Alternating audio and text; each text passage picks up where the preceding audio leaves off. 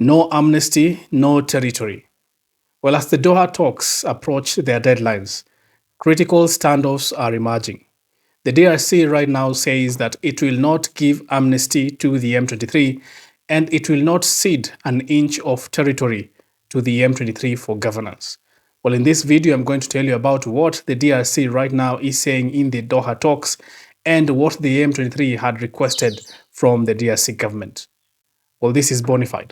If you haven't subscribed, kindly subscribe and hit that notification button so that when I release something new on the Eastern DRC crisis, you get notified as soon as possible. Well, the United States, one of the major actors in the ongoing peace talks in Doha, had given a timeline for reaching a deal between the M23 and the DRC in the Doha peace talks. According to the United States, this deal had to be reached late July. Well, we are approaching late July and still we haven't gotten that white smoke coming from Doha. In fact, we have an emergence of a rift between the M23 and the DRC government.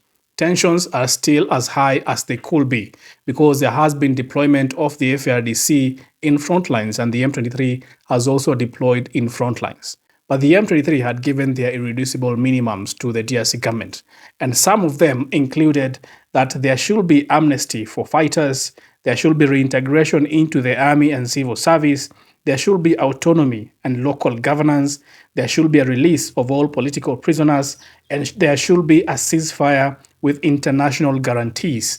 Those were the irreducible minimums that the M23 gave to the Kinshasa government, that they need to govern their territory, they need to be reintegrated back into the army, of course, with rank and file as they are in the M23.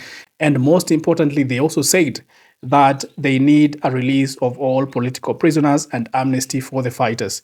Well, right now, what we are hearing coming from the Doha talks, an update that is coming from the Doha talks, the DRC government is saying no to most of these demands that have been given by the M23. In fact, they've gone out to bluntly say that there will be no amnesty and no territory for the M23, period.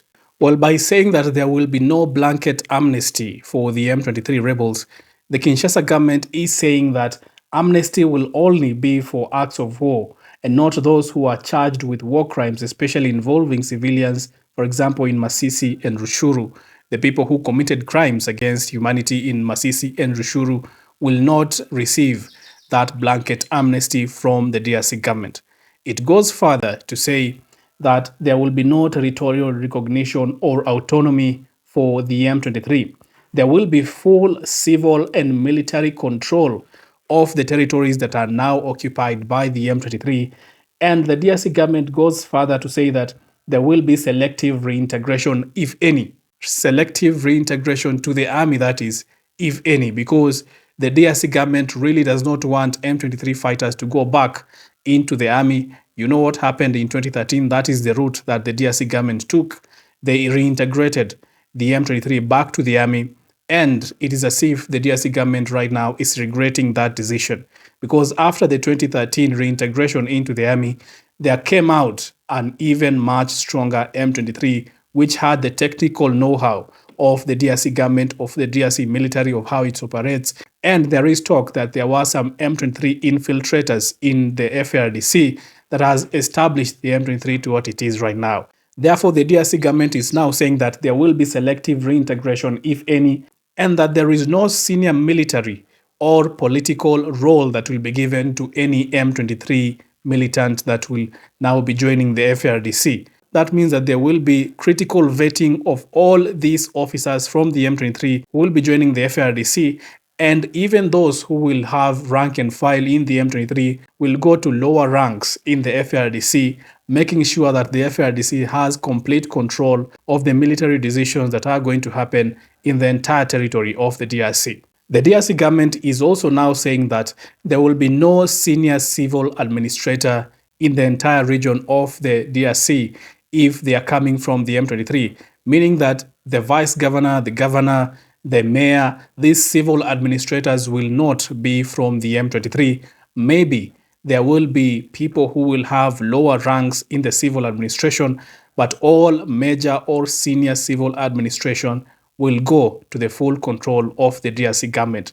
This is now what the DRC government has given us ultimatums to the Doha talks that the M23 has to abide to, because the M23 say that they want autonomy, they want some self-rule in Eastern DRC. The DRC government right now is saying that is not possible and will not happen under the DRC watch, and perhaps that is why now we are seeing that huge deployment in South Kivu and North Kivu by the DRC government. Now, if that goes to plan, you have to understand that there is the aspect of senior political leaders that are now in the AFC M23. Talk about Corneille Nangaa, Bertrand Bisimwa. What are these people going now to do? The DRC government is providing that these people will also not be given amnesty. They will not be reintegrated into senior political leadership in DRC whatsoever, that the DRC government will have full autonomy and control of whatever is going on in Eastern DRC, Western DRC, anywhere within the territory of the DRC. Therefore, these major political players that we have been seeing from the M23 have not been given that special treatment right now, as we can see from what is happening in Doha, because the talks are still continuing. There are still some leverages that can be given before we reach a deal. But as at now, these are the ultimatums that have been given by the DRC government thus far. Now, one may ask if, and this is a big if all this goes to plan, then what happens in the switch up of the civil administration in Eastern DRC right now and the military administration in Eastern DRC? Because you cannot just do a flip over of what is happening in Eastern DRC, of the administration and everything, to input DRC administrators. Now, there has been a provision that has been given to that. According to the talks as they are going right now, there will be a UN transition in Eastern DRC.